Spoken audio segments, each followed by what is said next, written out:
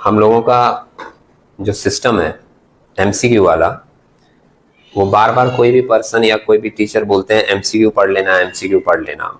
लेकिन ये बात अभी तक आप लोगों को समझ में आ गई है कि एमसीक्यू का मतलब सिर्फ एमसीक्यू नहीं होता।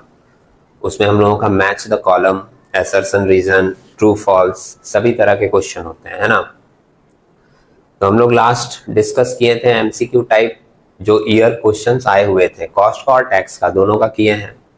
अभी हम लोग कॉस्ट और टैक्स मिलाकर एक ही साथ chapter wise match the column वाला सम्स करेंगे, सॉल्व करेंगे तुम लोगों का शॉर्ट क्वेश्चन। बात समझे?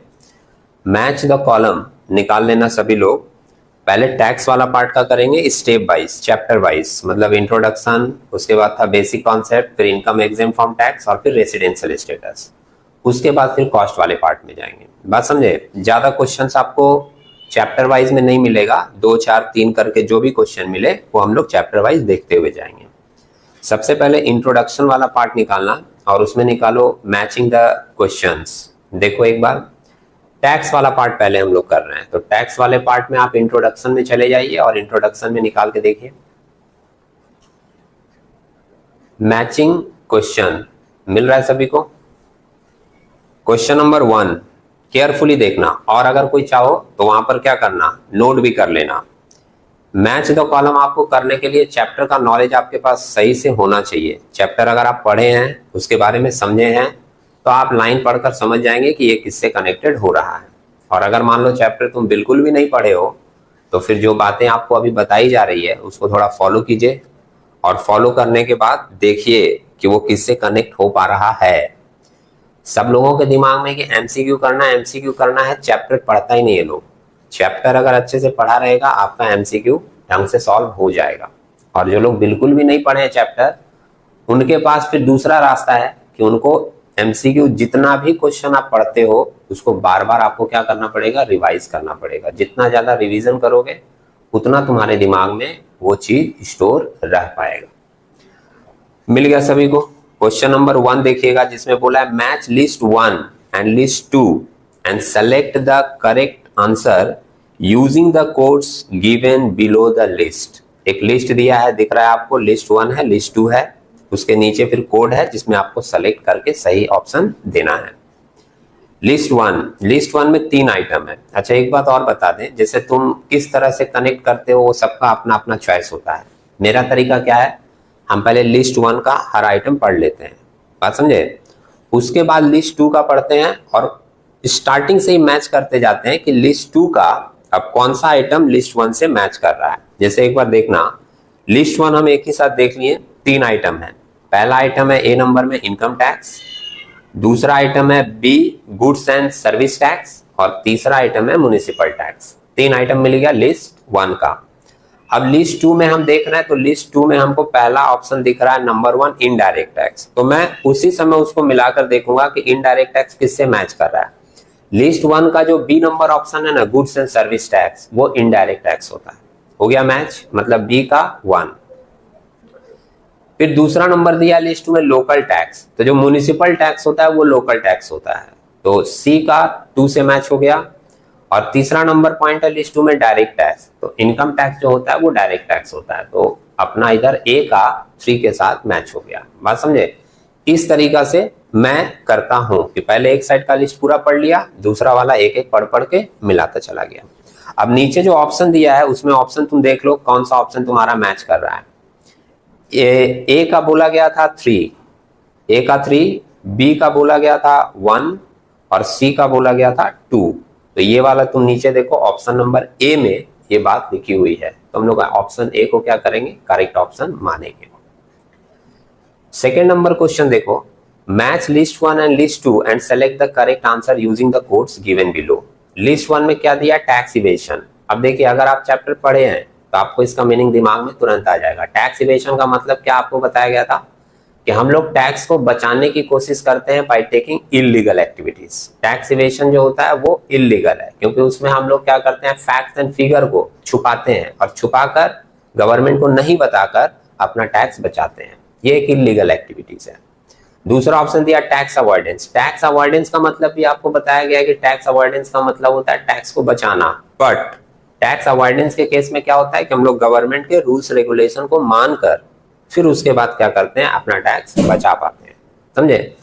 और तीसरा बात लिखा है टैक्स प्लानिंग। टैक्स प्लानिंग क्या है? टैक्स प्लानिंग के अंदर आपको बताया गया कि जब हम लोग को टैक्स का पूरा नॉलेज रहता है तो उस नॉलेज को यूज करके पूरी तरह से मैनेज करके हम लोग अपने इनकम को इस तरह अरेंज करते हैं कि हम लोग ज्यादा से ज्यादा बेनिफिट ले सके और अपना टैक्स कम कर सके। ये तीनों का मीनिंग है। अब इसको हम लोगों को लिस्ट 2 के साथ अटैच करना है। तो देखिए लिस्ट 2 में पहला ऑप्शन लिखा है reducing tax liability by taking the advantage of different loop holes of the income tax act. Income tax act के डिफरेंट लूप होल्स को फॉलो करके उसको एडवांटेज लेकर हम लोग जब टैक्स बचाते हैं तो उसको हम लोग क्या नाम देते हैं, टैक्स अवॉइडेंस। तो ये जो ऑप्शन 1 है इधर वो अपना किससे मैच कर रहा है, बी नंबर से।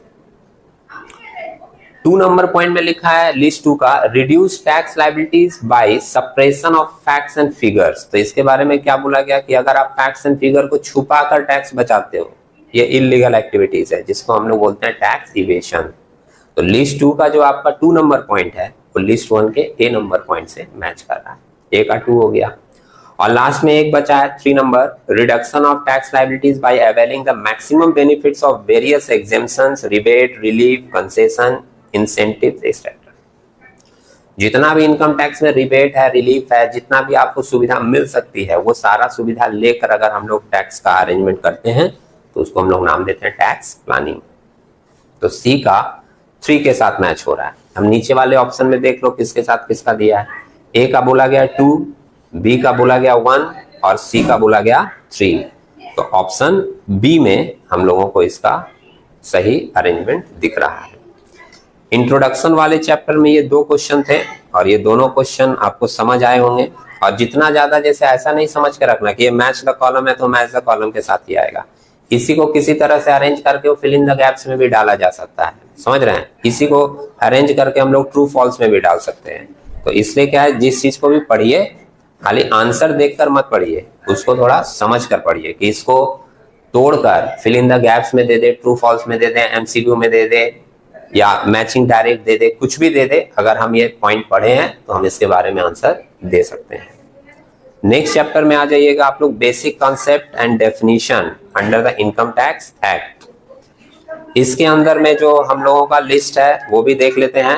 थोड़ा सराउंडिंग में बाहर नॉइस भी चल रहा है, उसको इग्नोर करते हुए चलिएगा, यहाँ पे फोकस रखिएगा अपना ध्यान, समझ रहे हैं। Match list 1 and list 2 and select the correct answer using the codes given below. List 1 में देखो 3 आइटम है। ए में दिया Lord Jagannath of Puri temple. देखिए आपको जब बेसिक कॉन्सेप्ट एंड डेफिनेशन पढ़ाया जा रहा था उसमें पर्सन का डेफिनेशन पढ़ाया गया था और पर्सन के डेफिनेशन के अंदर बताया गया था क्या एक मंदिर में रखी हुई भगवान की मूर्त को आर्टिफिशियल जुरिडिकल पर्सन माना गया है। मतलब टैक्स लॉ के हिसाब से किसी मंदिर में रखी हुई भगवान की मूर्त भी पर्सन के अंदर आती है, लेकिन उसको हम लोग नेचुरल पर्सन नहीं बोलते, हम लोग उसको आर्टिफिशियल जुरिडिकल पर्सन का नाम देते हैं, समझे। तो अभी जैसे ये चीज पढ़ा हुआ है तुम्हारे दिमाग में जैसे ये वर्ड आया लॉर्ड जगन्नाथ और पुरी टेम्पल, माने लॉर्ड जगन्नाथ भगवान की मूर्ति रखी हुई है पुरी टेम्पल में, वो क्या है। अगर तुम्हारा बेसिक कॉन्सेप्ट वाला मीनिंग क्लियर रहेगा तुम्हारे दिमाग में तुरंत आ जाएगा कि ये किसके अंदर हम लोग पढ़े थे, पर्सन के अंदर। और पर्सन के अंदर किस पार्ट में पढ़े थे, आर्टिफिशियल जुरिडिकल पर्सन। सेकेंड दिया इसमें कोलकाता म्युनिसिपल कॉर्पोरेशन, पर्सन के अंदर ही और एक टर्म हम लोग पढ़े थे लोकल अथॉरिटी, और लोकल अथॉरिटी के अंदर आपको बताया गया था, एग्जाम्पल भी यही दिया गया था कि किसी भी तरीके का म्युनिसिपल कॉर्पोरेशन है तो वो चला आता है पर्सन के अंदर, और पर्सन के किस पार्ट के अंदर, लोकल अथॉरिटी। और सी नंबर है उल्टा डांगा हाउसिंग कोऑपरेटिव सोसाइटीज, ये किस नाम से जाना जाता है, ये भी पर्सन का ही पार्ट है, इसको हम लोग बोलते हैं एसोसिएशन ऑफ पर्सन। बात समझे। तो पूरे बेसिक कॉन्सेप्ट में एक डेफिनेशन जो हम लोग पढ़े हैं पर्सन का, उसी डेफिनेशन से ये तीनों पॉइंट उठाकर दिया हुआ है।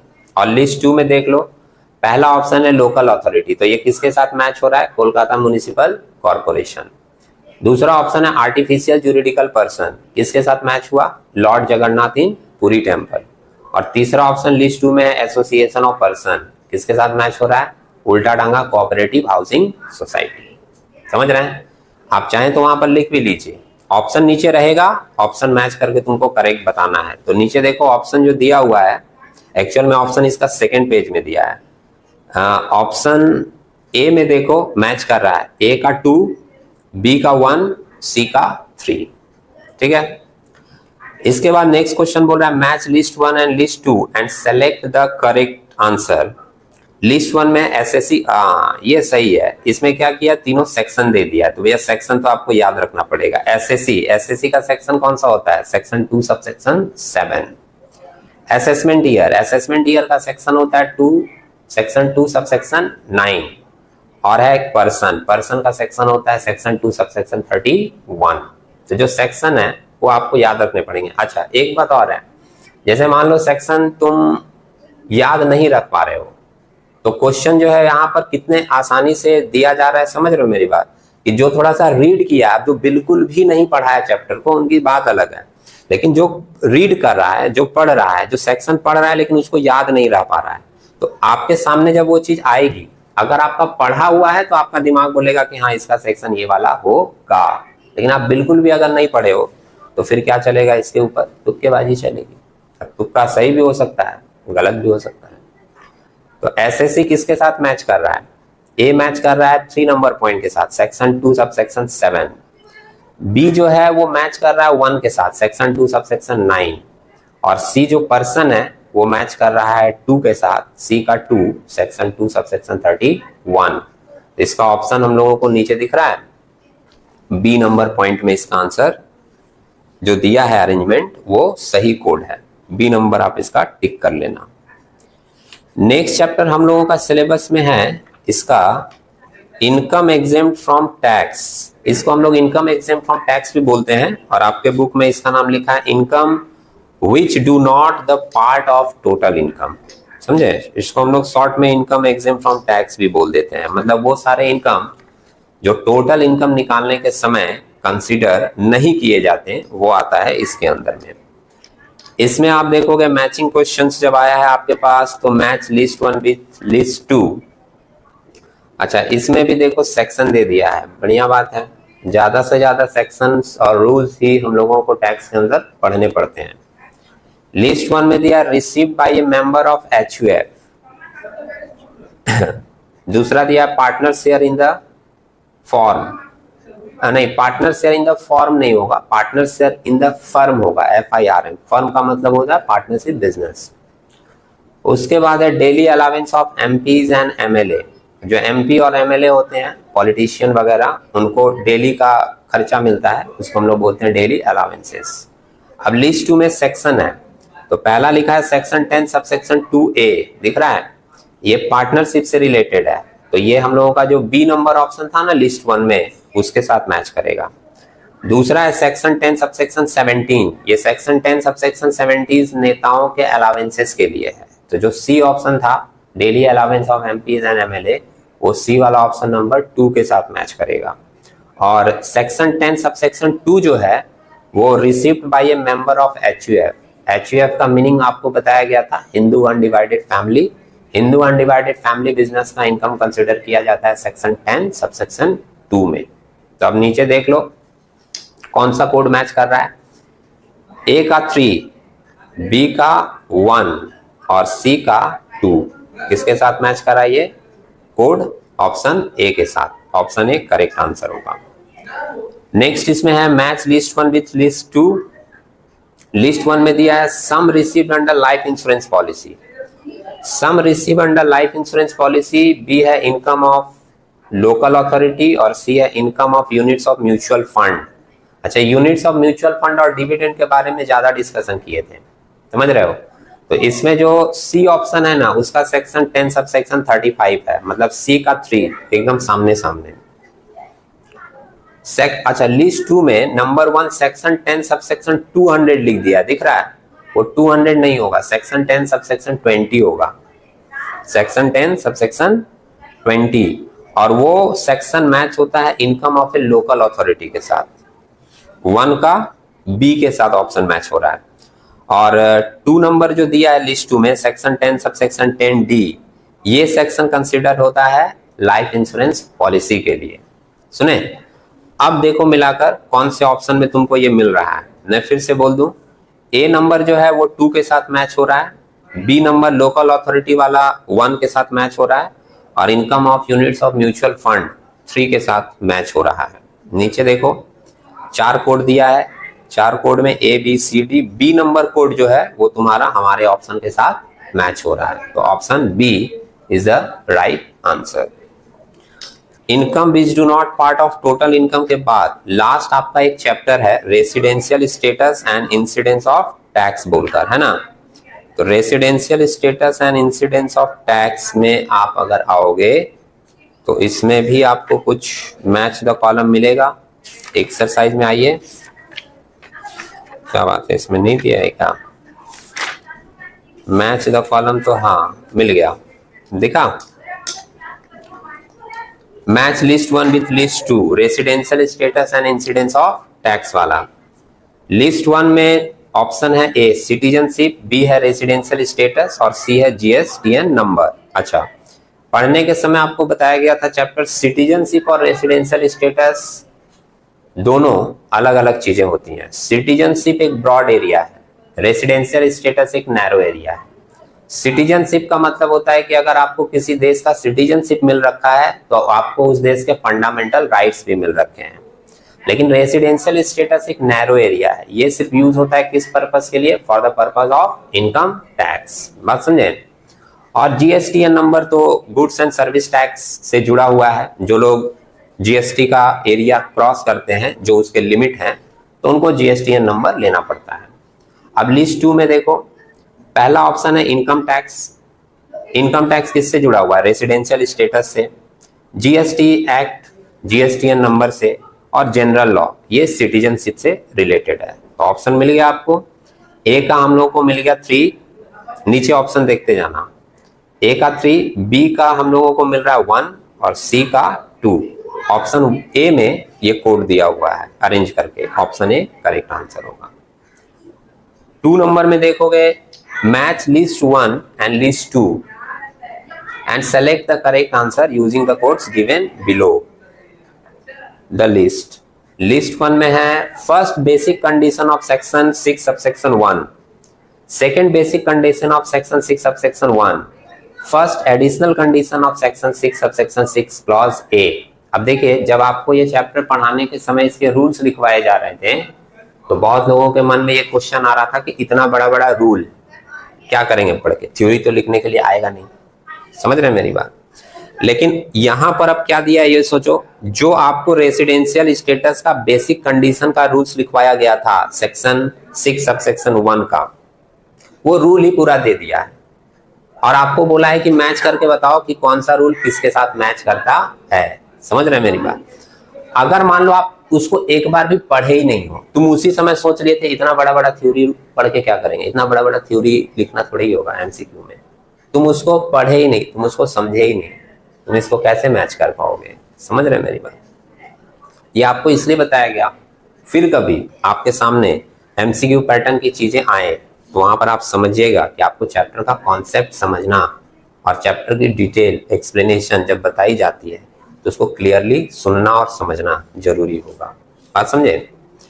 अब देखिएगा, इसमें जो बोला है first basic condition of section 6 subsection 1 किसके साथ मैच कर रहा है? लिस्ट 2 में देखो, ऑप्शन 1 में लिखा है 60 days in the current previous year and 365 days in 4 previous year immediately preceding the previous year. ये बेसिक कंडीशन का सेकंड नंबर कंडीशन है। बेसिक कंडीशन जो है उसका ये सेकंड स्टेप है, सेकंड कंडीशन। नंबर 2 में क्या लिखा है?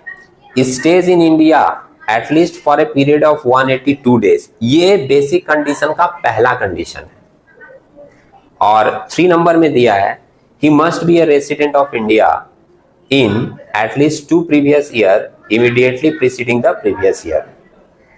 वो इंडिया में प्रेजेंट रहेगा, प्रीवियस ईयर को छोड़कर उसके पीछे के सालों में कम से कम 2 में उसका रेसिडेंट होना जरूरी है। ये एडिशनल कंडीशन है। बेसिक कंडीशन 2 है, एडिशनल कंडीशन भी 2 है। अब इसमें आपसे पूछा है कि पहला बेसिक कंडीशन कौन है, दूसरा बेसिक कंडीशन कौन है और एडिशनल कंडीशन कौन है। तो वापस से देखना, लिस्ट 1 में जो ए नंबर पॉइंट है ना, फर्स्ट बेसिक कंडीशन, वो सेकंड वाले से मैच हो रहा है। बी नंबर जो पॉइंट है सेकेंड बेसिक कंडीशन वो 1 नंबर पॉइंट 60 डेज वाले से मैच हो रहा है, और थर्ड नंबर जो सी नंबर जो है एडिशनल कंडीशन वो 3 वाले से मैच हो रहा है। अब जरा इसको नीचे कोड में बिठा कर देखो कौन हम लोगों का आंसर में आ रहा है। ए का 2, बी का 1, सी का 3। कोड नंबर बी में देखो, ऑप्शन बी में ये कोड मिलेगा, ऑप्शन बी हमारा करेक्ट आंसर होगा। 3 नंबर क्वेश्चन है match list with list 2। List 1 में केसेस दिया है और लिस्ट 2 में इंसिडेंस ऑफ टैक्स दिया है।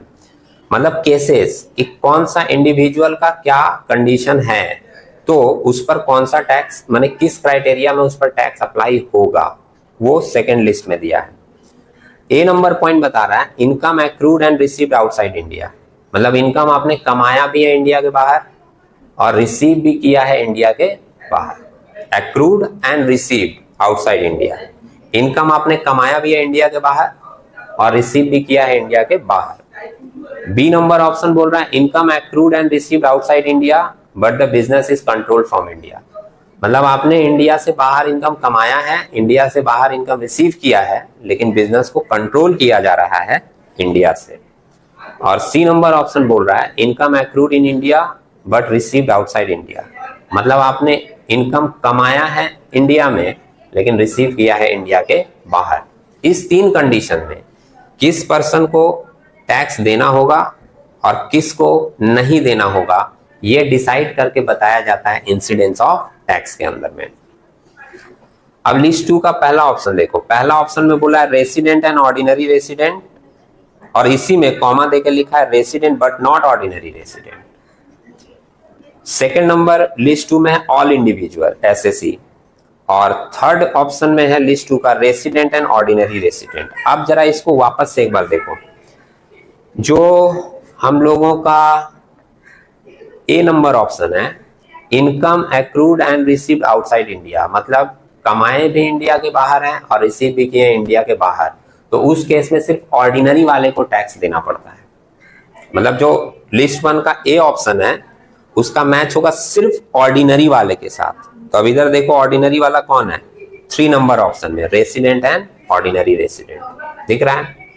बी नंबर में बोला income accrued and received outside India but the business controlled from India, अगर आप इंडिया के बाहर इनकम कमाए हो, इंडिया के बाहर इनकम रिसीव किए हो, लेकिन आपका बिजनेस कंट्रोल हो रहा है इंडिया से, तो उस केस में 2 लोगों को टैक्स देना पड़ता है। अगर आपका status resident and ordinary resident है तो भी आपको देना होगा, और अगर आपका status resident but not ordinary resident है तो भी देना पड़ेगा। मतलब जो बी नंबर ऑप्शन है वो मैच हो रहा है किसके साथ, ऑप्शन ए के साथ। और सी जो है income accrued in India but received outside India, accrued in India बोलने का मतलब है कि तुम इंडिया में इनकम कमा लिए। अब अगर तुम इंडिया में इनकम कमा लिए हो, इंडिया में अगर कोई पर्सन इनकम अर्न कर लिया है तो वो सबके लिए टैक्सेबल होता है, ऑल एसएससी के लिए। तो सी जो है उसका ऑप्शन मैच होगा 2 के साथ में। बात समझे? अब ये सारी चीज समझ में किसको आएगी और याद किसको रहेगी?